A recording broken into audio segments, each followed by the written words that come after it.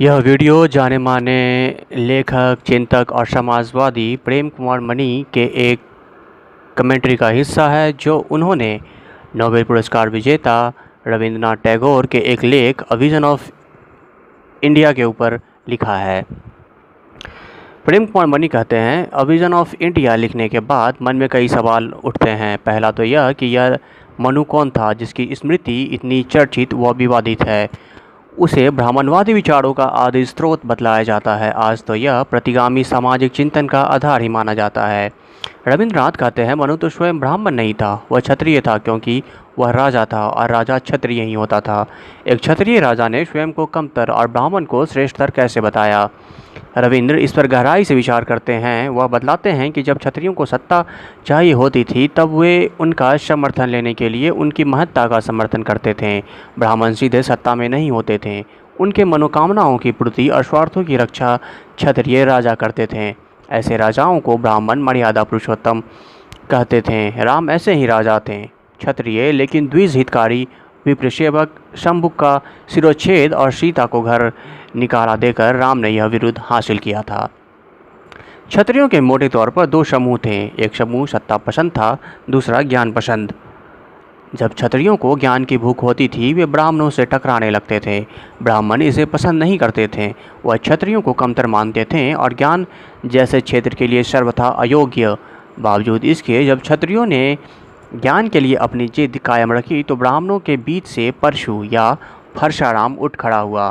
परशुराम दरअसल ब्राह्मणों की अधीरता और उनके बीच छुपी खूंखार हिंसा का परिचायक है। संभवतः यह एक प्रवृत्ति है क्योंकि परशुराम रामायण में भी है और महाभारत में भी।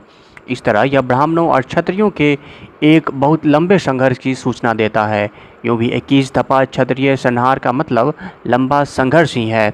संभव है परशुराम के मिथक की संरचना ब्राह्मणों ने क्षत्रियों को नीचा और दुष्टतापूर्ण दिखाने के लिए की हो, क्योंकि इस तरह के निकृष्ट नायक की रचना ब्राह्मणों ने स्वयं ही की होगी, यह विश्वसनीय नहीं प्रतीत होता।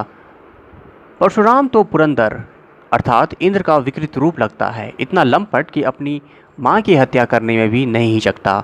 क्षत्रिय जब सत्ता प्रिय होते थे तब ब्राह्मणों क्षत्रियों का युग्म अथवा संयुक्त मोर्चा बनता था। इस मोर्चे की मजबूती के साथ ही शूद्रों और वैश्यों के बुरे दिन आ जाते थे।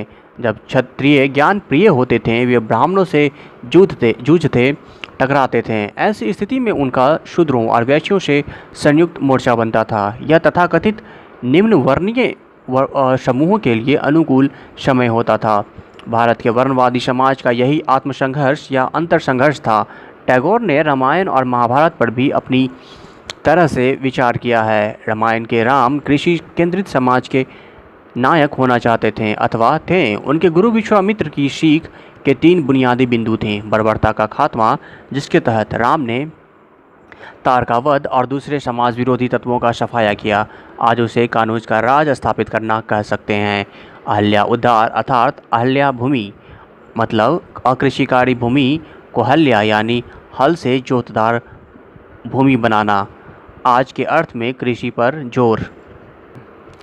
तीसरा, नीचे के वर्णों से समझौता अर्थात ब्राह्मणों की श्रेष्ठता प्रदर्शित करने वाली वर्ण व्यवस्था की अवहेलना।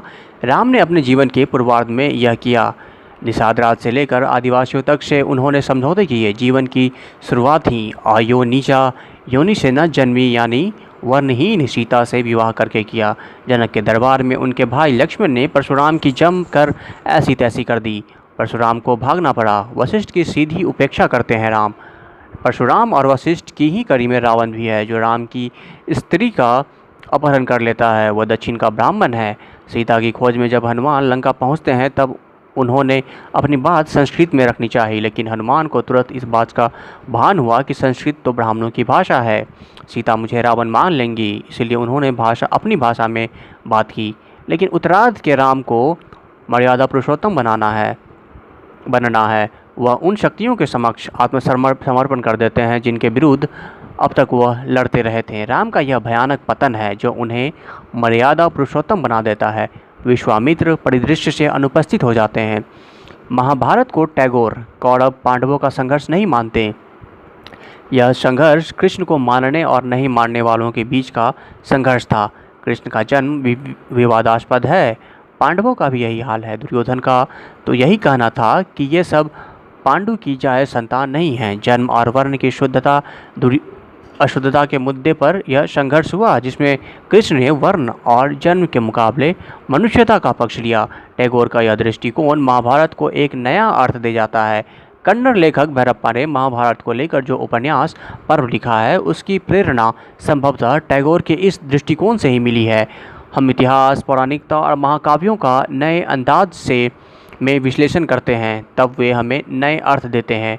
कोई ज़रूरी नहीं है कि हम हर काल में एक ही तरह का अर्थ निकालें। एक समय था जब महाभारत को कर्ण अनेक लेखकों का प्रिय पात्र बना, लेकिन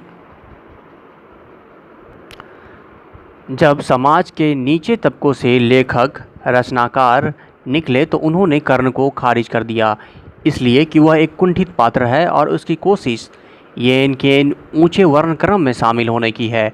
वह शूद्र से क्षत्रिय बनना चाहता है। दुर्योधन ने उसे राजा बनाकर उसका भरपूर शोषण किया। कर्ण किसी भी स्थिति में नागों और एकलव्य से समझौता करने की बात नहीं सोचता।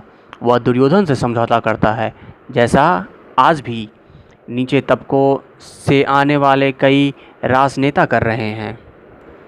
इसलिए आज संघर्ष का प्रतीक एकलव्य है, न कि कर्ण।